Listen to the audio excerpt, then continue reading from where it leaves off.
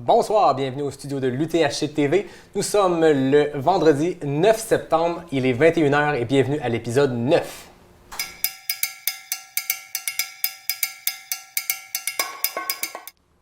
Dernier épisode de la journée. Il s'en est passé des choses. J'ai l'impression de revivre du déjà-vu de l'année passée. Le dernier épisode, l'invité change, le classement se bouscule. Nicolas, parle-nous. Tu viens de parler avec Julien Harvey, qui est le directeur de la course, des courses de l'UTHC. Raconte-nous ta discussion avec lui. Bon, déjà, normalement, on devait accueillir Julien dans la deuxième partie de cette émission pour faire un petit point, etc. Malheureusement, il ne sera pas avec nous ce soir parce qu'il est en train de gérer pas mal d'affaires. C'est le lot d'un directeur de course, donc c'est évidemment correct. C'est une année qui est un peu compliquée, très compliquée. En fait, on vous l'a dit au tout début de l'émission, en début de journée, la météo est exceptionnelle, dans le sens pas normal. On est sur un climat très estival et je sais pas si... Oui, c'est toi ce matin qui est rentré de dehors du chalet avec des feuilles moites, complètement moites. Il y a une très forte humidité.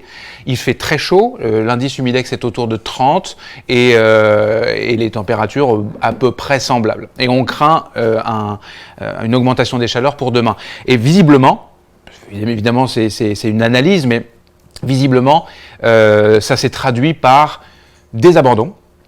À 21h l'année dernière, on avait 9 abandons, on en a déjà 36. Et puis surtout, il y a eu des abandons extrêmement tôt dans la course, au sommet du lac au ravito du lac à l'Empêche, donc c'est le kilomètre 15. 15 km dans la course, puis ça abandonne déjà. Ça démontre à quel point les conditions, c'est tous des personnes qui ont toutes les compétences pour compléter un 125. Absolument. Après 15, on arrête, ça vous donne une idée des conditions météorologiques. Là. Oui, c'est ça. Donc la météo a clairement, on l'anticipait un petit peu. Hein, normalement, quand on est à la Ricana, il fait plutôt froid, potentiellement il pleut. Je racontais une année en 2019, donc il y a quelques années, 2 éditions, il y avait de la neige à l'arrivée en soirée des top 10, top 15 du 125. Les heures étaient différentes, mais il neigeait à l'arrivée. Et puis d'ailleurs, il y a du matériel obligatoire qui peut faire rager certains coureurs, qui justement prévoit le gros coup de froid sur les sentiers, notamment la nuit. Bon, cette année, c'est le coup de chaud qu'il faut craindre, c'est le coup de chaleur.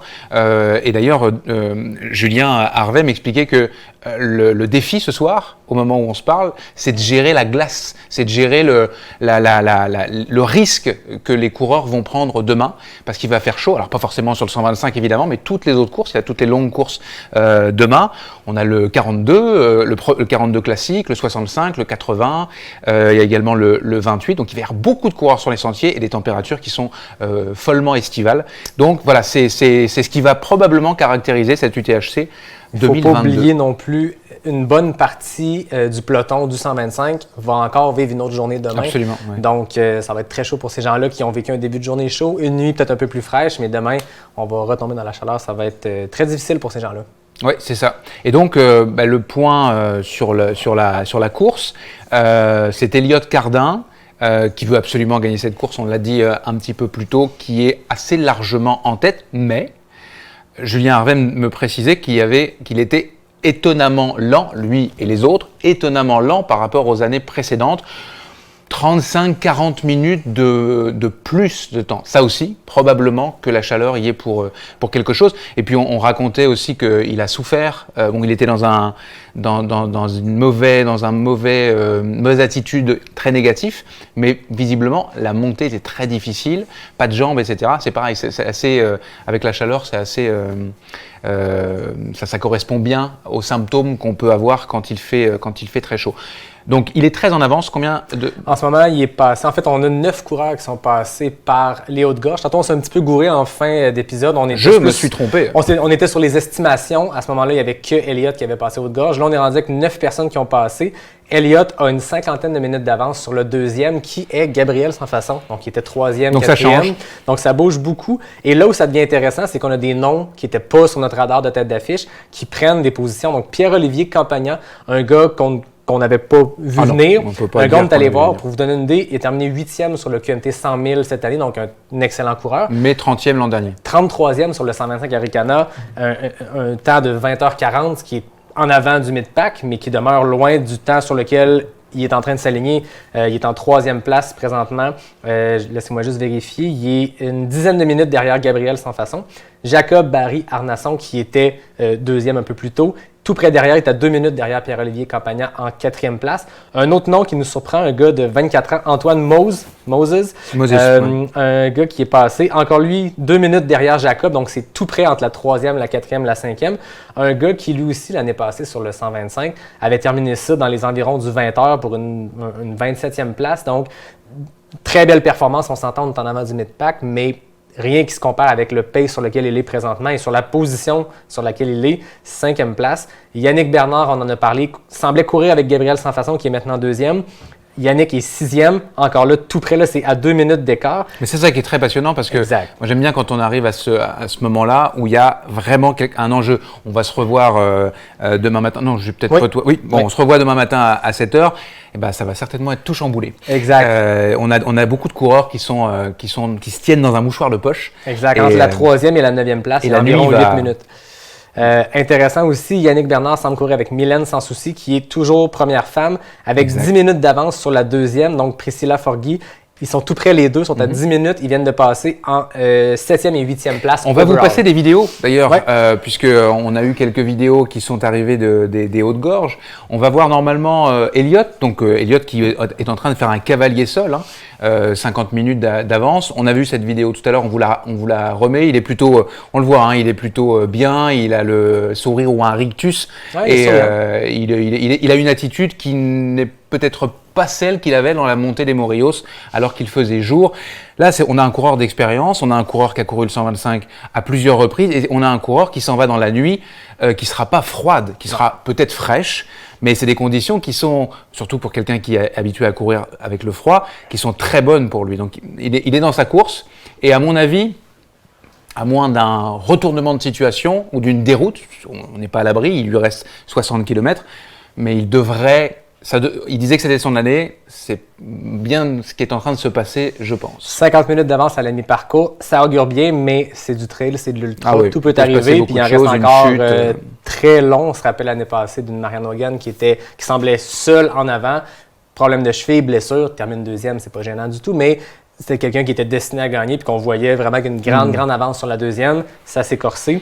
Mais en ce moment, 50 minutes sur le 2e, c'est très impressionnant pour une mi-parcours. Est-ce qu'on avait d'autres vidéos? Oui, on a Gabriel Sans Façon, le 2e, qui est arrivé au ravitaillement. Il a l'air vraiment... En fait, ça, c'est Pierre-Olivier Campagna. Pierre-Olivier Campagna, donc elle a été diffusée juste après. Avant, je te regardais au lieu de regarder l'écran. Qui semble très souriant. En fait, pas l'air d'un gars qui vient de faire 70 kilos. Ah bah si, c'est Gabriel. Alors là, il y a une petite inversion de la vidéo. Gabriel est arrivé 2e, mais lui c'est pareil, il a l'air d'être assez focus, plutôt à son affaire. On parle de deux gars, 2e, 3e position, qui ont complété le QMT 100 000, qui est une course très challengeante, puis qui l'ont fait avec brio, assez intelligemment dans leur gestion de course. Donc, ça augure bien pour la 2e moitié, pour ces deux gars-là qui sont à la poursuite d'Elliott. Et la première femme, Mylène Sans Souci, qu'on a aperçu et qu'on réaperçoit ici, qui est également à la mi-parcours au ravitaillement des Hautes-Gorges de la rivière Malbaie, au kilomètre 60 sur 125. 9e place, la 9e personne à être passée aux Hautes-Gorges, Florent Beaufils, dont on parlait un peu plus tôt. Qui est en train de descendre. Qui est 9e place, mais pas très loin, semble courir avec Priscilla, donc ils sont à quelques secondes d'écart. On l'a dit, Julien Harvey était supposé être notre invité. Peut-être qu'on l'aura demain. Ça demeure que son rôle, c'est d'être directeur des courses. Puis beaucoup d'inconnus. Puis surtout quand on a 35 abandons aussi rapidement dans la course, c'est un rôle qui est très sollicité. Par contre, on a un remplaçant et ce n'est pas n'importe qui. Remplaçant de luxe. Un remplaçant de luxe. Avec des chaussettes, mesdames, messieurs. Effectivement, je ne sais pas si on pourrait les montrer. Être obligé de les montrer. On parle d'un gars qui a remporté le Gaspésia 100 000. Probablement 12 fois, je pense, en 3 ans. 3 victoires consécutives. Un gars qui a aussi fini 3e sur le 125, donc il pourra nous parler de ce parcours-là. Thomas Duhamel, bienvenue sur le plateau. C'est aussi celui, si vous suivez les stories, c'est aussi celui qui, généralement... Salut les gars. Salut. C'est aussi celui qui fait des blagues, pas mal. Et qui fait parler des chiens, par exemple, sur des ravitaillements. Voilà, c'est lui. C'est moi, ouais. On est content de t'avoir avec nous. Alors, tu as été, Thomas, sur les parcours. une bonne partie de la journée. On va commencer par ça. Raconte-nous un peu ce que tu as vu. On a beaucoup parlé de météo, mais nous, on est dans un chalet, donc on a des informations qu'on transmet, mais toi, tu les as vécues. Raconte-nous un petit peu, c'est quoi les conditions de cette journée qu'on vient de passer? Vous l'avez dit, il fait hyper chaud pour un mois de septembre, pour Arikana. Je me souviens quand je l'ai fait, moi, c'était clairement, j'ai un enjeu avec le froid me donne mal au ventre, puis c'est toute une situation à gérer. Aujourd'hui, clairement, tout le monde est en camisole. Il y en a qui sont même en chest à courir, juste avec leur sac d'hydratation. Et ils transpirent. C'est un vrai enjeu. Il faut qu'ils pensent à s'hydrater. Mais de ce que j'ai pu voir des ravitaillements, les ravitaillements sont prêts pour les accueillir. Il y a beaucoup d'eau. Il y a toute l'organisation est faite pour accueillir les coureurs. Donc, je ne pense pas qu'il y aura de problématiques particulières, même si on voit qu'il y a beaucoup d'abandon. Je pense que c'est surtout de la gestion de course. Peut-être que c'est beaucoup d'adaptation à avoir par rapport à un plan de match qui aurait pu être différent dans la préparation des courses. Mais c'est les conditions météo d'aujourd'hui et il faut s'y faire. Après, les sentiers, la chose qui est quand même bien, c'est que les sentiers sont très secs. Les sentiers sont très rapides quand on arrive à sauter par-dessus les racines. Mais les sentiers, il n'y a pas de boue, ça court très bien, donc il y a du bon, il y a du mauvais. Et moi, je suis très surpris de voir que les temps sont en dessous. Moi, des conditions comme ça, j'aurais pensé qu'il y aurait eu un record de parcours aujourd'hui. Je dois avouer que j'ai dit la même chose. On s'était commis sur ça aussi. donc c'est ça. Chez les femmes. Mais on s'est tous trompés, les temps sont plus lents et je pense que ça sera très intéressant d'avoir le débrief des coureurs sur tout ça. Ça demeure que Mylène et Priscilla ont passé sous la barre des 8 heures pour la première moitié. Donc, on est pas si lent. On se rappelle que le quart du parcours est un petit peu au-dessus de 16 heures, donc on est quand même dans quelque chose qui pourrait se produire, mais bon, split négatif sur Arikana, c'est rare. On y croit pas mal rare. Mais ça peut arriver. Thomas, parle-nous de tes dernières années en course. On t'a vu beaucoup avec des dossards 2017, 2018, 2019. Les dernières années, on t'a vu très actif à accélérer dans les sentiers. On se rappelle d'une vidéo mythique l'année passée. On t'a vu beaucoup t'impliquer dans des courses, un peu moins avec des dossards. Parle-nous de ces dernières années-là. En fait, ça s'explique en deux choses. Je sais que j'ai eu 2 enfants. C'est une belle explication. Tout simplement. Et donc c'est ça, la vie de père de famille a pris évidemment beaucoup de place dans ma vie. Mais malgré tout, je suis très attaché à la communauté. J'adore ce sport. Ça fait partie de ma passion et de mon équilibre de vie. Et donc, je m'implique d'une autre manière. Je peux un peu moins porter des dossards parce que j'aime faire ça. J'aime être performant quand je mets un dossard. J'ai de la misère à porter un dossard et de me dire je vais prendre ça relax et être au fond du pack.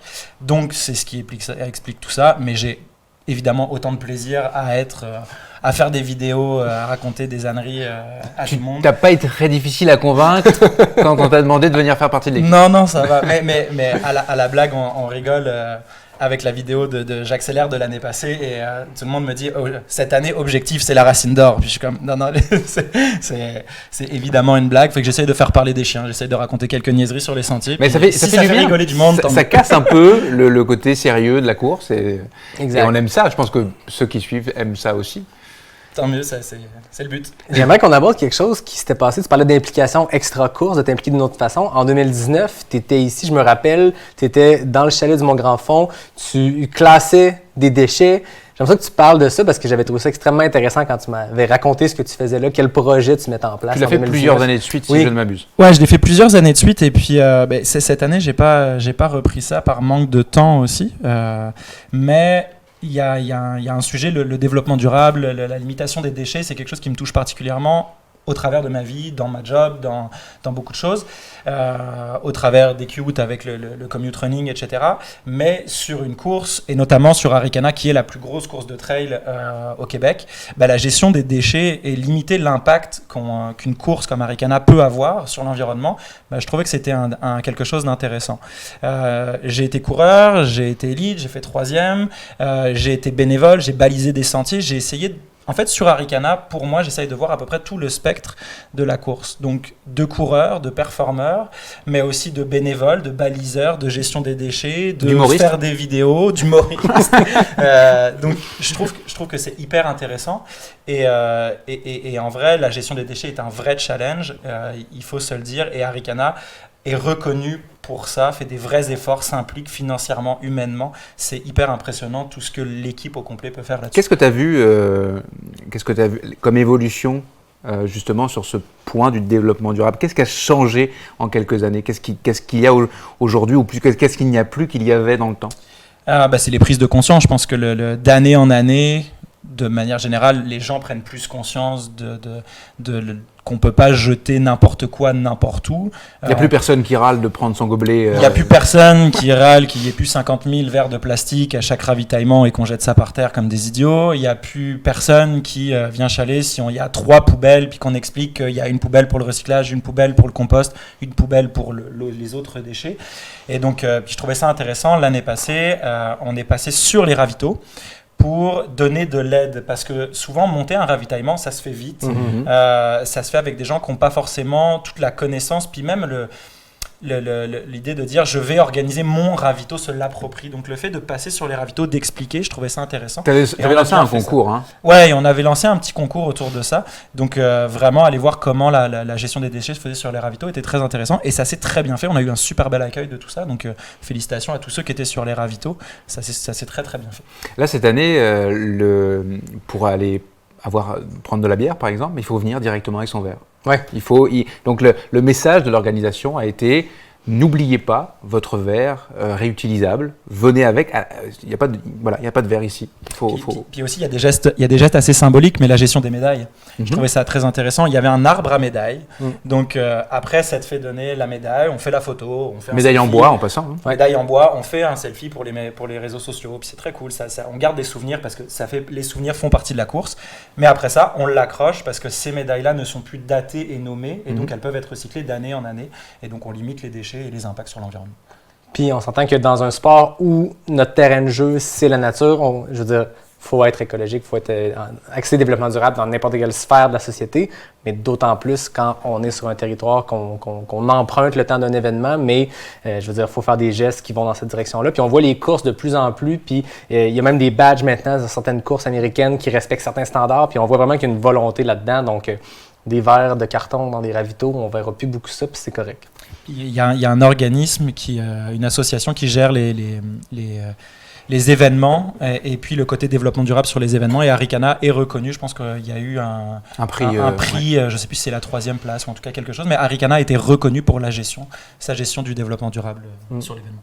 Ouais, félicitations. Oui, bravo, parce que c'est important de s'impliquer et puis de voir les faits aujourd'hui. Effectivement, l'implication, ça semble logique aujourd'hui en fait. Il y a quelques années, ça ne l'était pas. Oui, c'est ça. Et puis il faut que ça continue parce que rien n'est parfait. C'est un travail à chaque année et au travers de Marlene et au travers de tous ceux qui sont Marlene impliqués. Côté, la directrice générale. Exactement, Marlene Côté.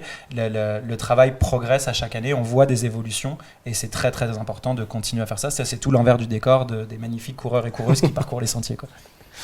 Ben, je pense Merci que Thomas. On est très contents. C'était pas prévu. C'était une belle surprise de t'avoir avec nous. Puis je pense que ça valait la peine. C'est toujours de rendre ça intéressant. Puis avec Thomas, ben, c'est facile. C'est vrai. Merci à vous deux. Alors continue de nous faire rire. Et alors, je précise que tu disais tout à l'heure que d'habitude tu prends des dossards, mais tu prends un dossard finalement puisque tu cours aussi le 28 km en duo, en trio. Oui. Tout à l'heure, j'ai parlé de Guillaume Marie et René Morissette. Mais tu vas être déguisé en plus, hein? Ouais, on a décidé de se déguiser, mais en fait, je me suis fait imposer le thème que eux deux avaient choisi. Donc, on va être en coureur des années 60. On va essayer d'avoir vraiment du plaisir puis d'essayer de faire rire un maximum de monde sur les sentiers. Ça devrait pas être trop difficile. Ça devrait. Pendant ce temps-là, le classement n'a pas bougé. Donc, on a eu beaucoup de coureurs-coureuses qui sont rentrés au haut de gorge entre nos deux épisodes. Là, c'est plus tranquille. D'après moi, les 10e, 11e, 12e positions, ça va rentrer assez rapidement. Mais je viens d'avoir juste l'information qu'on parlait de Florent Beaufils qui descendait. Oui. Marjorie Barivilla me signale qu'il ne va pas bien du tout. Donc il est encore en course, mais peut-être que ça ne va pas durer longtemps. Journée difficile, pas de doute là-dessus. Intéressant. Nous, de notre côté, c'était le dernier épisode d'aujourd'hui. Par contre, on reprend demain puis on en fait encore plus demain. On va commencer ça dès 7h. Ça sera toi et moi. Ben oui. On va reprendre. D'ici là, il va se passer beaucoup de choses. Nous, je pense que la soirée ne fait que commencer parce qu'on a une arrivée qui est prévue autour de 2h, peut-être 3h du matin puisqu'ils ont du retard. Exactement. Donc, nous, ça ne fait que commencer. On va aller chercher de l'information puis demain matin, on va pouvoir arriver avec beaucoup d'informations sur ce qui s'est passé dans cette nuit-là parce que ça fait des heures que d'épisode en épisode, on vous donne des updates. On n'a que la moitié de la course de fête. Il va se passer autant de choses, si c'est pas plus, dans la deuxième moitié. Donc, on va essayer de vous résumer ça demain matin, café à la main. Et continuez d'aller sur les stories d'Instagram et Facebook de l'UTHC, puisqu'on a Joanie et Amy qui font un super travail pour vous raconter ça le mieux possible avec toutes les vidéos et les informations et les photos qu'on reçoit du terrain. Avant de se laisser, je pense qu'il faudrait remercier notre équipe qui est ici. Je te laisse y aller. On a Nicolas, Laurie et... On a un blanc. PA. PA? PA? Pierre.